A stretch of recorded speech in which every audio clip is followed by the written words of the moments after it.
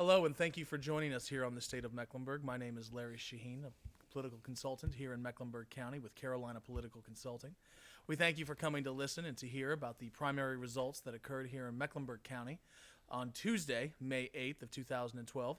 We had a lot of interesting primary results, and here to discuss them with us today, I'm honored to have to my immediate right, Miss Aisha Dew, the Democratic Party chairman from Mecklenburg County, and to her immediate right, Mr. Warren Cooksey, City Council member from District 7 and a lifelong Republican. Not quite, but close Not enough. quite, but close enough. There was a libertarian phase that every good Republican has. Ah, yes, that's true, of course. But, well, we had some results come in on Tuesday, and I think a couple of Do them were tell. surprising, a few of them were not. The presidential campaigns were what they are, but of course the most talked about issue nationally over the course of the last few months has been the Amendment 1 issue, the definition of marriage amendment that most recently passed here in North Carolina by a 60-40 vote, roughly. Ms. Dew, there has been a lot of outcry about the passage of this amendment and the idea that people are interested in moving it, the convention, the Democratic Convention from Charlotte. Do you think that that's going to possibly occur, or do you think that because the amendment was so strongly opposed here in Mecklenburg County that there's going to be any traction in that? I don't think that the convention is going anywhere. Okay. I mean, we're already headed Entrenched. down that path. Yes, it's definitely too late for that. And unfortunately, the amendment did pass. I think that there was a lot of education left around it from our perspective in some of the smaller counties. Of course, Mecklenburg actually passed the amendment. Voted against the amendment. Mm-hmm. So from our perspective, there's just a lot more education that needs to be done. So Warren, you obviously disagree. But I'm okay with it passing. I voted for it, but I think it's one of those fascinating issues that comes along from time to time that cuts across parties. I mean, about a third of Aisha's party members voted for it. It was not 100% supported by Republicans. 78, I think 78% was the statewide, perhaps. Statewide, but yeah. interestingly enough, if you look at the city of Charlotte, both districts that are drawn to elect Republicans, District 6 and District 7, oppose the amendment. The final votes for Republican District 6, Republican. Now, granted, you had Democrats and Republicans voting in this. Again, it's split parties. So I wouldn't. I'm not trying to say that it's a majority position of the Republican Party in Charlotte, but it is a position that an issue that crossed party lines and had bipartisan opposition as well as bipartisan support, which again I always find fascinating. So now that the amendment has passed, we've seen in the Mecklenburg County Board of Commissioners that incumbent Bill James, who was able to defeat primary opponent Ed You're Driggs. skipping ahead. Yes, I am, but I'm moving into a different issue. Now that the amendment has passed, now that the amendment has passed, he has called for the domestic partnership benefits for Mecklenburg County to be scaled back in a recent email to Harry Jones. Do we think that's going to happen, Warren? Do you think that that's going to actually occur? Well, I don't know. And what's fascinating about this is if you go back and look at the debate that occurred over Amendment 1, it's a classic case of each side pulling every arrow in the quiver, sometimes without regard to whether it was had any basis in fact or not. There were on the opposition side many people who asserted that this Amendment 1 would put domestic partnership benefits in jeopardy, would put domestic violence enforcement in jeopardy. On the proponent side, you had people who said, no, it won't. Everything will be fine. This is just about marriage. And now in the aftermath, you have a county commissioner saying, well, Amendment 1 passed. Let's get rid of domestic partnership benefits, which is what the opponents of Amendment 1 said could happen. And you had the city manager in Charlotte suggesting that the city start adding domestic partnership benefits, which proponents of the amendment said could still happen. Ultimately, this issue of whether government, subsets of state government, which ultimately every city and county in North Carolina is, can offer domestic partnership benefits is still going to be a matter for a court to wind up deciding. The Durham County Board of Commissioners voted unanimously to continue to provide them in their case, and their argument is that the way they've structured their benefit package is that there's no assertion of any kind of legal union at all. It's just who shares your household with you. If you in Durham, apparently, from what I read, the way Durham County structured it is if you are a county employee, you can extend your county paid health benefits, or county subsidized health benefits, I should say, to whomever you share a house with. And that's their definition of it. That kind of ties into the way the state's domestic violence statute defines a personal relationship. It doesn't get into a legal union. It talks about personal relationships, including dating relationships. And that's the So question. we'll see where all this goes. And that's the next question. The next question from Ms. Dew is There's no way to call it. well, I mean, that's the question, because there was a commercial that came out from interestingly enough, it was an assistant district attorney, I believe it was in Wake County, where the district attorney was talking about the domestic violence cases, the protective orders that were going to be overturned because of Amendment 1 passage. Ms. Dew, most of the folks that were in the Mecklenburg County Democratic Party were very ardently against the amendment, but there was polls that showed that a lot of certain subsects of the party were very quietly supporting it. What did you see? What was the amendment actual political process like, and how did you guys drum up so much ardent support against the amendment here in Mecklenburg County? And what was it that you did to help? I mean, from our that. perspective, we just looked at the fact that unfortunately, once you change and make an amendment to the Constitution, you can look at the broadest interpretation of the law. And so once you start down that path, just as we've already started with Bill James, and it will continue, it's not going to stop. There are going to be people who use it to the broadest extent of the interpretation that they can, and it can affect domestic violence, it can affect everything, and it can affect people's rights. So we talked about it from the perspective that it doesn't just affect one group of people, but also many heterosexual couples who also live together, and actually that's a larger number than perhaps homosexual couples. So we just talked about the fact that this is not necessarily good for families, it's not good for people, and so it's really just a civil rights issue. And also, even from a religious perspective, unfortunately, when you look at how religion has been used in the past to subjugate different groups of people, is it really the path that you want to go down now? But the supporters of the amendment had some strong arguments, and apparently they won out. So. Well, and there are a variety of arguments in favor, and of course I think the principal one, and the reason why this amendment had been offered in the General Assembly over the past 4 or 5 sessions and never was allowed to come to the floor for a vote until Republicans took control of the House. And then once it did, it goes to the people, and the people support it.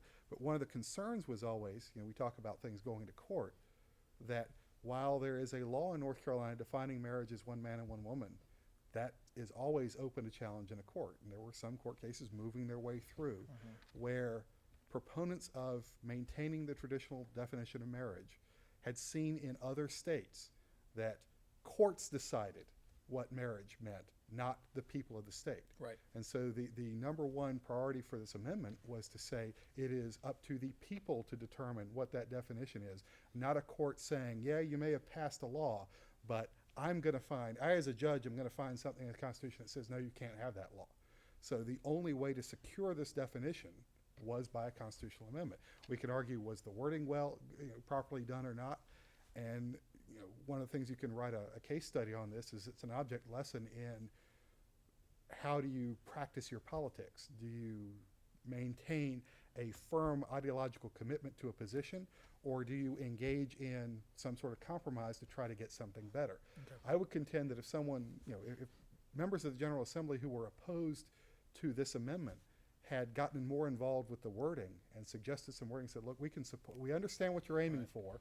We can support if you just change some wording around. That might have worked in the horse trading session. And but it would seem that across the entire state, even though here in Mecklenburg County the amendment failed, it passed with 61%. 61% of the vote. And if I may, not to disrupt the time, but there's a second component that I think probably helped this amendment get a much higher percentage than polls indicated. The polling was showing much closer about race, 55%. It wound up 61%.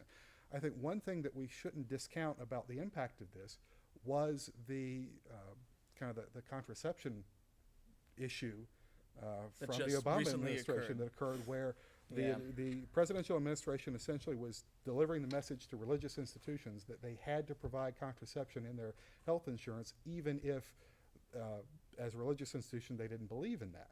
And so I think that in addition to the desire to protect marriage from an activist judge changing the definition, I think there was also an element of people concerned that if the definition were changed, that churches would be forced to perform whatever marriage the state deemed necessary, acceptable So basically, and not be able to so turn basically, a anyone bunch of away. angry Catholics Yeah, came out and well, voted for the amendment. I can't speak I to think that. that there were many people who were also confused. Confused. Yeah. I mean, yeah. and they said after the election day that there were many people who didn't realize that that included civil unions. There were a lot of people who didn't understand this. I mean, there were people on election day in Mecklenburg County who we spent time talking to, and once they understood it, they said, "Oh no, that's not something that we actually need."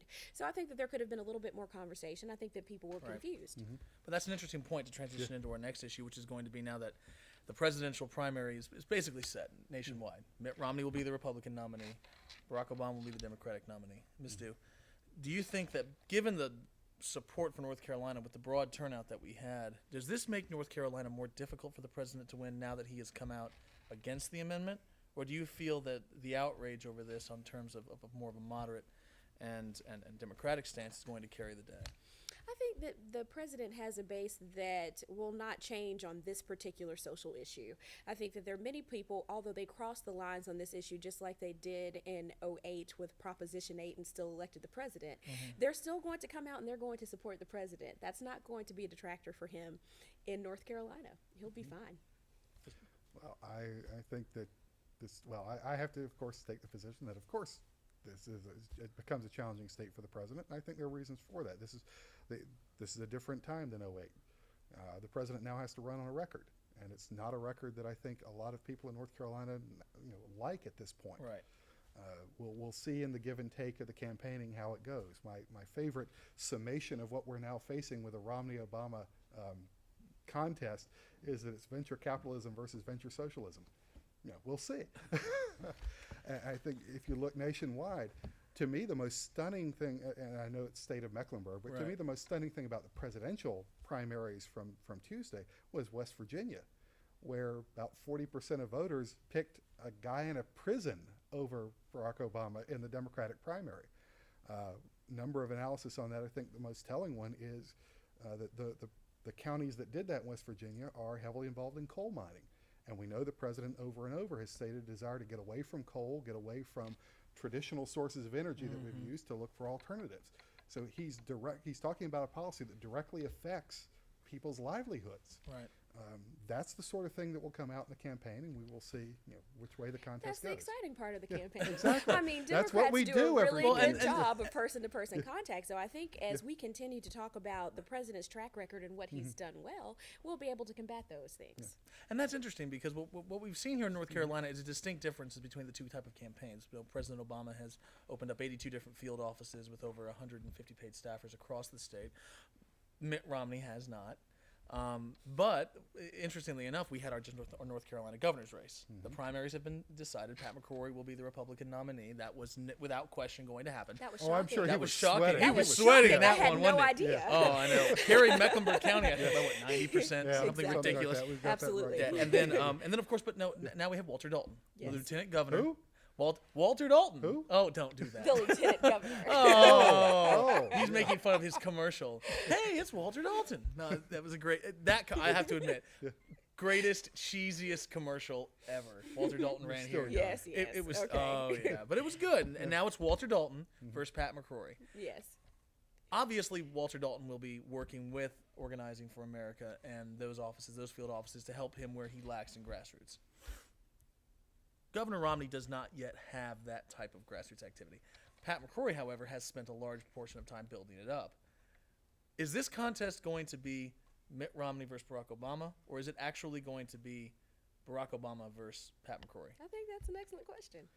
I've said on this show before, and I'll say it again, I think Mitt Romney needs to hope for coattails for Pat McCrory in North Carolina. Like you said, the Romney campaign kept focusing its organizations on its early caucus and primary states, as you do, and doesn't have much of an organization. Now, as we broadcast this, or internet cast it, or what have you, Mitt Romney will be in Charlotte tomorrow morning for a campaign stop, the first of what I presume will be many.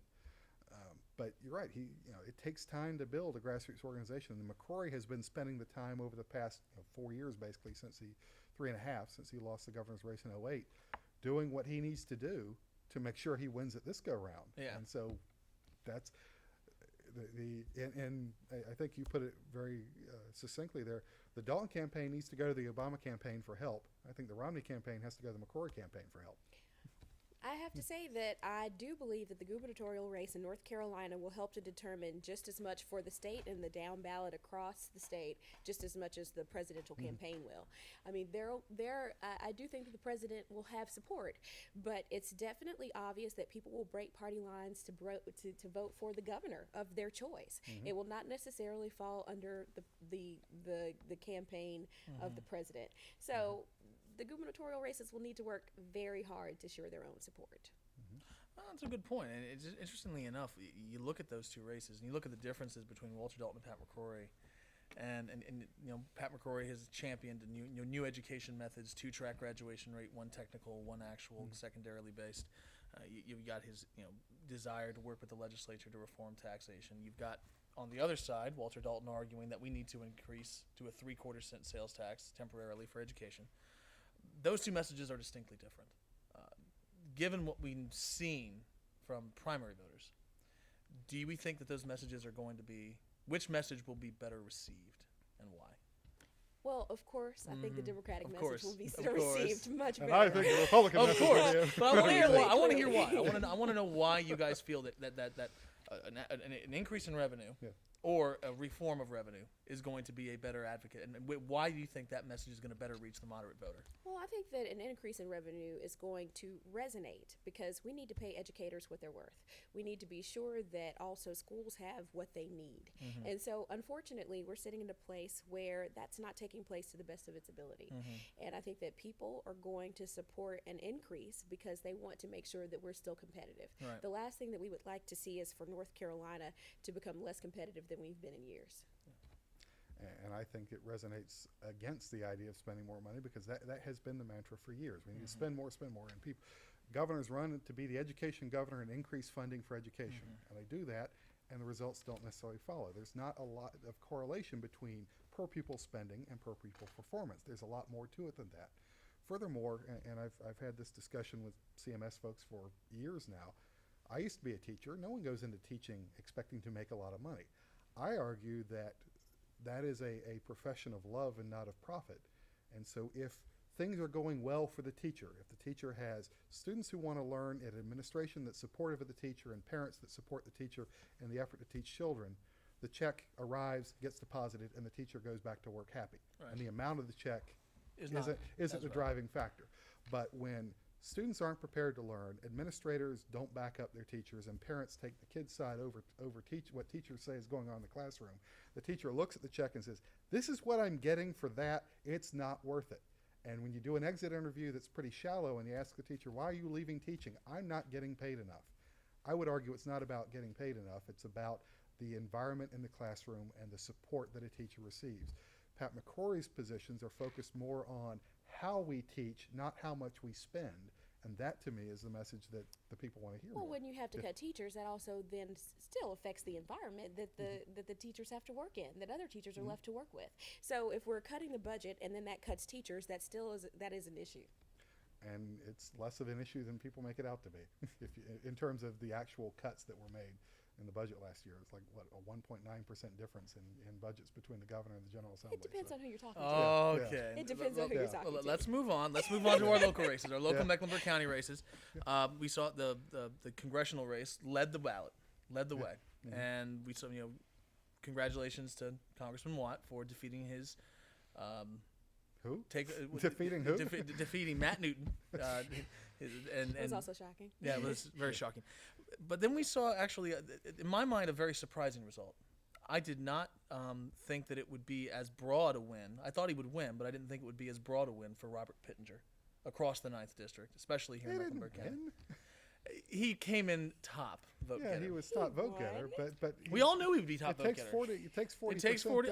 I know, but It what, does. we've got It the numbers in does. front of us. Yes. What Yes, we were do. those again? Yes, it I was. mean- No, Robert won with 32%. No, Robert took the top vote getting with 32% of the vote, with Jim Pendergraft coming in 7 points behind. Yeah. Considering that the other individuals is who pretty got broad. Yeah. votes in the race, let's talk about that. Yes. 12% went to Edwin Peacock. 10% went to Rick Killian. We have to discuss the fact that Edwin Peacock and Robert Pittenger pulled from the same pool of voters in the same area, and Rick Killian's folks are more conservative. Yeah. Given What's fascinating about this, and where we need to break it further, and this is something that our viewers can't quite tell because we're not showing graphics. Larry's looking at district-wide numbers. Aisha has the Mecklenburg printout. Right. And when you look at the Mecklenburg printout, it's a lot closer. The Mecklenburg printout, Pendergraph and Pittenger were pretty much neck and neck. Less than 1,000 votes separated them, which says to me that Pittenger's strength was actually in Union County, Iredell County. Which you add a layer to that. Dan Barry is from Union, was running as the mayor pro tem of Weddington in Western Union County, and Andy Doolin spent bucket loads of time in both of those. There were lots of time spent in those, and By Robert everyone. Pittenger was the one who clearly, if you look at these differences in margins, Pittenger was the one who got the non-Mecklenburg, the bulk of the non-Mecklenburg, which it will be interesting to see which way now Mecklenburg goes. Since Mecklenburg's got 71% of the vote, we're skipping ahead to when the runoff is, July 17th. Right. What's the challenge for these two candidates, Pittenger and Pendergraph?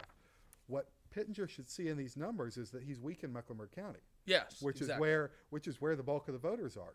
So he's got to work Mecklenburg and hope to hold on to Iredell and Union. Pendergraph's got to decide, can he win this by focusing on Mecklenburg, or does he have to chip away at Union and Iredell? And that's the question now. Yeah. And this is another issue.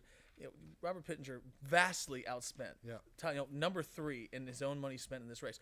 God bless him. It's legal. Yeah. God Yeah. bless the man. It is legal to do. There is nothing wrong with it. Yes. The method with which the money was spent was well covered. He distinguished his position from Mr. Pendergraph in a very stark contrast light. Basically, he went very negative. Yes. And but my question is, in Mecklenburg County, it doesn't seem to have worked.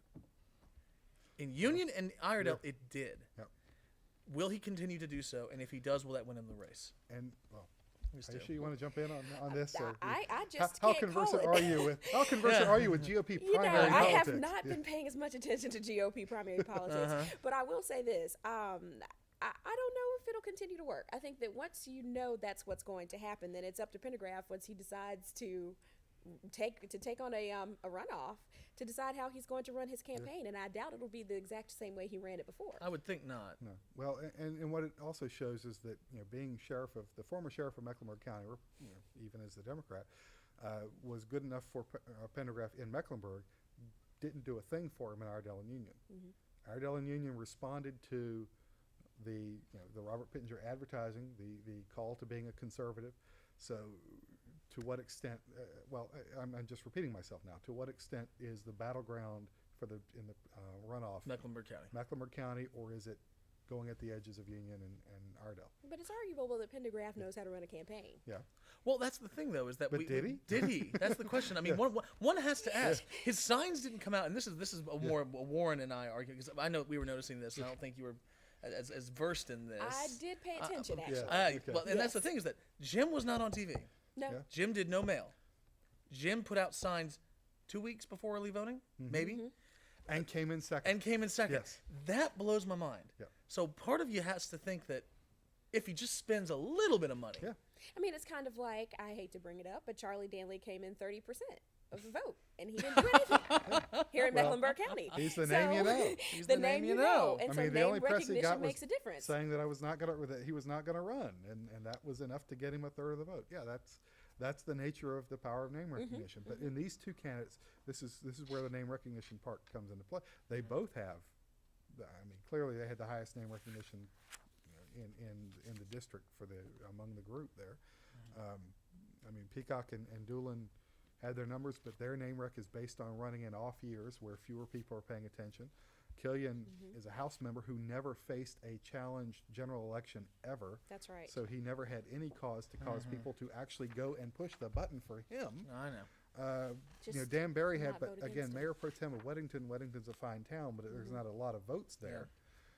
So Pendergraph and Pittenger were the only ones who had operated in the even year election cycle concept. And that's interesting, because now that race is going to a runoff. I think the runoffs are not able to be called until Tuesday.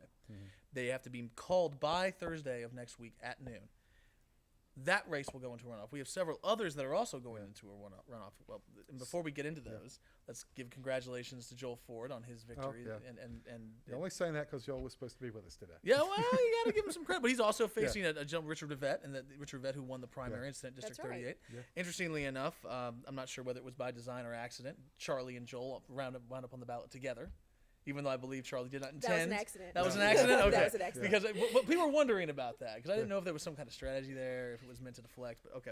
No, Joel, congratulations to Joel on that. Yep. And no runoff there, but he will be facing Richard Rivette in the general. I believe that, with all due respect to Mr. Rivette's a fantastic man, well educated, interesting, and intellectually. And The numbers are not with him. The numbers are not with him. And the odds are never his in favor. Oh God, we're Hunger Games dorks. So now that one's over, there is a runoff in the just state making a Senate. reference. I know, that was well done. Now that the state Senate District 41 race is in, Jeff Tart, John Anarella, mayor of Cornelius versus former party chairman.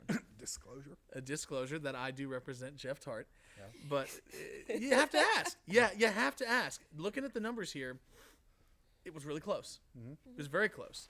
But it's going to be interesting because what we're going to have to see here is whether the name recognition in Cornelius Davidson, where Jeff carried quite a bit of votes there, is going to be enough to win. I don't know what's going to happen there. I know I'm going to be working very hard on that race. Now, actually, did I see the map correctly? That I thought. Well, help me out in terms of Cornelius itself. Cornelius and Davidson and Mountain Island Yeah. Lake were won by Jeff, and Huntersville's kind of split. Okay. And the thing was that there were lots of votes cast, but Mayor Tart significantly won Cornelius and Davidson significantly by thousands, Well, they knew hundreds him. of hundreds of votes. Yeah, they knew him, they knew so him. the name ID is going to Yeah. carry him there. The battleground is going to be Huntersville, Matthews, Midhill, Yep. as it was before. It will continue to be. So that's going to be interesting to watch. But Well, so my question about 41 is, do the three candidates who didn't make it get involved in the runoff, and where did they, assuming incorrectly that the same 17,000 people turn out to vote on July 17th, where do Stafford, Benton, and Copeland seniors' votes go? I think we're going to have to see. Yeah, and do they, do Tart and or Anarella make overtures to them and of Well, course we'll see. that's where it's difficult to ask you because We'll you'd see. be giving We'll something see. away. We'll see. Yes. But no, Hence, we see the ugly side Yeah. of the conflict of interest. I Mr. know the Host. ugly side of the conflict of Exactly. interest. Well, Beverly Earl did win her Yeah. primary for Right. North Carolina Absolutely. House. The That was doubt no for doubt that, there. We had Charles Jeter defeat Tom Yeah. Davis, and there was no the race was never in doubt. Disclosure. That I represent Charles Jeter. Yeah. You're not even gonna let me I'm get to gonna the keep you disclosure. You're not honest even there, gonna let though. me get to Yeah. the disclosure. I appreciate and We're then we having have fun here. Absolutely. and then you have in House District 105, Jacqueline Schaefer defeating Ken Jerkson Yes. in somewhat of an upset. Well, that got a little complicated. It is what it is. But, And then of course now but, we yeah. have But Jack, I mean, Schaefer. Let's put this. Schaefer went on radio. Schaefer She got did. the funding. She went on radio. She was campaigning. I thought her signs weren't that great, but she signs made- don't vote. Signs don't, but they build the name recognition. They build the name ID. But she did the campaigning in the last couple of weeks. Ken was not visible, and the visible candidate will get asked. Yeah, we'll get the votes. Well, that was an interesting race. But now we see a runoff in that race, and then we've got a runoff in possibly the Mecklenburg County Commission at Large race, where we had Yeah. Pat Cotham and Kim Ratliff take it outright, and now we have Trevor Fuller and Mark Gustafson. Mm-hmm. Is there going to be a runoff, Aish? May I ask the question in a different way? Do you have a runoff for the Third spot seat. on the ticket? We will see what happens. We will see what happens. She I don't think she can comment. There's on that. it's a democracy, Yeah. so We'll see what anyone happens. can pursue whatever they would like. Well, okay, I will say what then you can't because of your conflict chairmanship position there of the party. I would say yes because the development of voting patterns in Mecklenburg County in presidential years have been that Democrats can sweep the 3 at-large spots in a presidential year. So yes, and you do have. Yeah, I would agree. So yeah, you have a runoff. If you're you do it. if you you're go. Gustafson and Fuller, I can't remember which of the two. Gustafson and Fuller. It was I know- I know it's Fuller was ahead by That's a few right. votes. Yeah, if you're Fuller was ahead by a Gustafson- few votes. Absolutely, this is You ask your, for it. You go for Yeah, it. this is a year where being the third Third place place on the ticket, finisher I can gets chuckle you into about it, office. but it can get you in. Yeah, it can get you in. It could. That's right. Yeah. You can And then become a county yeah. commissioner. And then we've got two more runoffs. District 5 County Commission. Matthew Ridenhour coming in first by about 100, more than 200 votes, with Sarah Cherney. That's going to be interesting to watch. Yeah. And unfortunately, in District 6, disclosure, Yeah. another one of my clients, Ed Driggs. 1-1-1, buddy. Yeah, 1-1-1. This election cycle. This election cycle. Good record overall, though. Still, Yes, rather indeed. well, good record. But Ed Driggs lost to Bill James, as we see, and Bill will apparently is going to continue to be the representative there. Congratulations to him on a race. But interestingly enough, we're going to have the runoff Well, on July 17th. If I'm on the 6th, there's an observation I think to be made. And this about- is the to observation. explain- This is. to I explain know what 6. you're going to say. And I've been saying this for a good couple of years now. I think for those, and there are many who want to knock off Bill James and get him off the Board of County Commissioners. The challenge that anyone of that position faces is that to do that, I firmly believe you've got to have a candidate with a track record in elective office, because the Republican primary voter, especially in suburban Mecklenburg County, which I represent, I represent suburban Charlotte on the city council, same kind of voter base, but Republicans in that part of the county have been betrayed so many times before by moderate Republicans who run as hardcore fiscal conservative types saying no to tax increases, and then soften in office and say, well, the times need it. They've been betrayed so many times before, they've got that in their memory. And so you walk in, if you're a South Mecklenburg Republican voter walking into a primary with Bill James on it, you may disagree with some of the things he says and the way he handles it. But when you look at that ballot, he's never going to vote for a tax increase, and you don't know about the other guy. Ed ran a very strong campaign, a hard campaign. He was hard hitting. He was out there. He said all the right things, but it wasn't enough. But he has no record to back it up. I know. And On his that, failing. we're going to have to cut it off. Yeah. Thank you for joining us, Ms. Dew. Thank you. Representative Cooksey. And thank you for joining us here on the State of Mecklenburg. We're going to be continuing these pieces here on CLT Blog. Thank you for joining us once again, and we look forward to seeing you soon. Have a great day.